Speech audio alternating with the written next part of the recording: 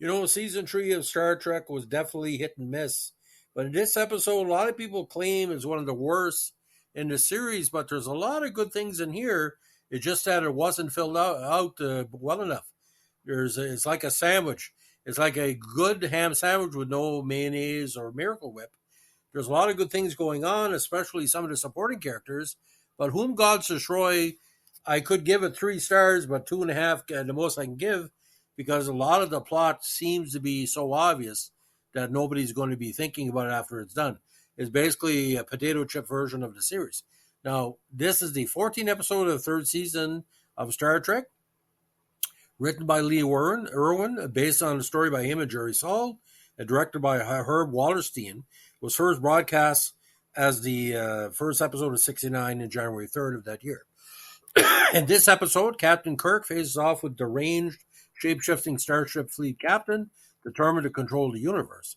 The title is based on a phrase spoken by Prometheus in Henry Wadsworth Longfellow's poem, The Mask of Pandora, which came out in 1875. Whom the gods would destroy, they first make mad. The episode, for some reason, was not aired by the BBC in the United Kingdom because of the sadistic plot elements and a risque dance performed by the character Martyr, thought unsuitable for children. The episode remained unaired in the UK until 1994. But the big scene where it should have got banned, I don't want to give it too much away in the start of the podcast, but you can pretty well figure it out. Batgirl gets knocked off in a very impressive fashion. Now, the Federation starship Enterprise arrives at the planet Elba 2, home to a Federation facility for the criminally insane, carrying a shipment of new medication which we believe will cure all violent insanity. According to statistics provided by Kirk and Spock, there's only 15 uncurable maniacs in the universe. I don't know what that number came up, but that's what they talked. Kirk and Spock beam down with shipment to meet the facility director, Don Corey, played by the veteran and great actor Kay Luke. Instead, they find that the inmates have taken over the facility and locked Corey in a cell in a torture kind of hovering force field. The inmates are led by Garth of Izar, a former Starship Fleet captain who is mentally unstable and as a result of an injury is, homicidal. He acquired the ability to shapeshift using a method taught to him to heal his own injuries off planet and was released from his cell when he assumed Corey's form. He pretended he was Corey in a holding cell. The guard let him out, and this is what happens. Now, Kirk and Spock are eventually imprisoned, and Garth in Kirk's form ordered Chief Engineer Scott to beam aboard, intending to use the Enterprise to conquer the galaxy. However, Scott refuses when Garth, who is playing Kirk, fails to give the correct response to a chess passphrase challenge. Scott and the Enterprise crew recognize something is wrong, but a force field around the facility prevents them from taking any action. Now, after a banquet with Kirk and Spock, a very bizarre combination of violence and sexuality, Garth inquires about the passphrase. Kirk refused to reveal it, and Garth resorts to torturing both Dr. Corey and Kirk. One of the inmates, an Orion female named Martyr, attempts to seduce and then kill Kirk after a dancing, very seductive dance. It is a Orion slave girl. But Spock arrives and subdues her. The two make contact with the ship. Kirk, sensing something amiss, instructs Spock to provide the passphrase, which he cannot do, forcing Garth to reveal he had taken Spock's form.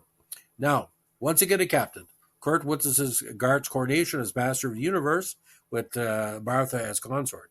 And of course, they are being Kirk. Garth demonstrates his power by killing Martha with an explosive planted on her body. According to Garth, he has created the most important explosive device in the history of the universe.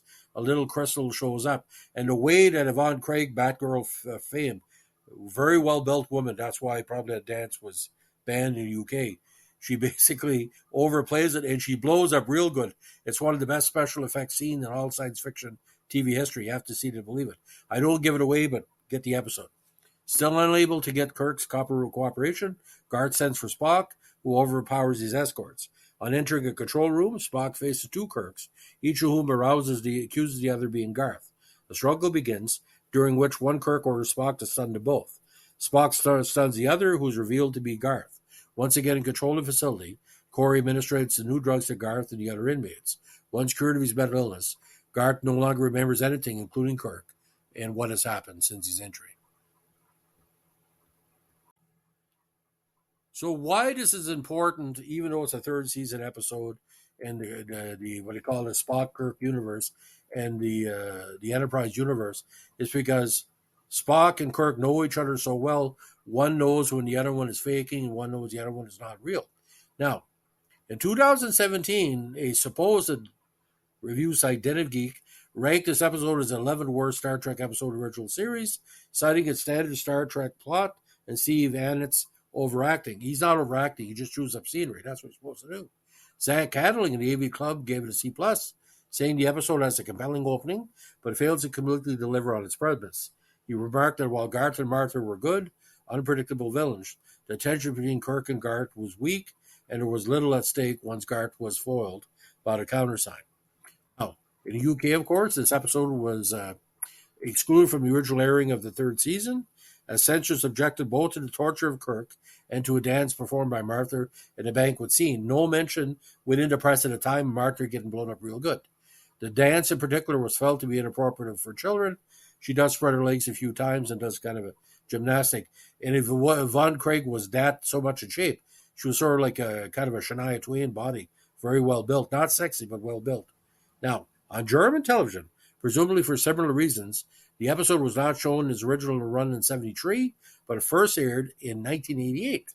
Now, the episode was released in Japan on December 21st, 1993, as part of the complete Season 3 Laserdisc set, Star Trek Original Series Log 3. A trailer for this and other episodes was also included, and the episode had English and Japanese audio tracks. The episode was also included in the original series Season 3 Remastered DVD box set, with the remastered version of this episode, which is often shown on Sci-Fi in Canada. Now, when I first saw this episode, it was edited on its Quebec CBC6 broadcast, and the dance scene was cut back. But Martha's being blown up. They used two of the suits left over from the Naked Time in first season, and the chair was all, like the torture chair was used from the season 1 episode, where Kirk went down with his former girlfriend and trying to stop the colony from or leader from taking over. But it's very effective. Like I said, first 15 minutes are great. The last 15 minutes are great, but in the middle, it's just repetitive all the time. Now, if you would have let some of the other crazy people talk, and the scene where at the first where Spock is overcome by a laser blast, I would like to see that, because you find out that Corey's not Corey, he's actually Garth. I would like to see the scene of Spock being shot and taken away, but all we see is Spock being taken away. So I don't know if that was basically for, it seemed like a money-saving enterprise, because they knew by the middle of the third season they were going to get, not say canceled, but close enough. Well, it's kind of weird too. The previous episode, Elena Troyes was coming back to the old second season strength, but this one kind of, half and half. I don't say it's the worst. I don't say it's the best. But if you want a Star Trek episode that's basically not canon, there's not too much to think about. And see, there's no Scotty, no Uhura, no McCoy, no Chekhov, no Sulu on the planet. It's a Kirk and what they call it's a duel, a Kirk and Spock. And again, I give it 6 out of 10. It is what it is. But Yvonne Craig, my God Almighty, one of the most beautiful women I ever seen in my life to get blown up like that. And she was well built. I'm not saying that to be critical. Gay men said the same too. She was an icon for a while in the gay community. Very beautiful lady, but physically strong. Put it on the motorcycle for Batgirl. She drew a lot of fans. But like I said, I think John Candy and Joel Flaherty were inspired by this episode. He blew up real good on NCTV because she blows up real good. It's a very effective scene. Thanks for listening, and don't forget, give us a like, comment, subscribe, or share. Bye.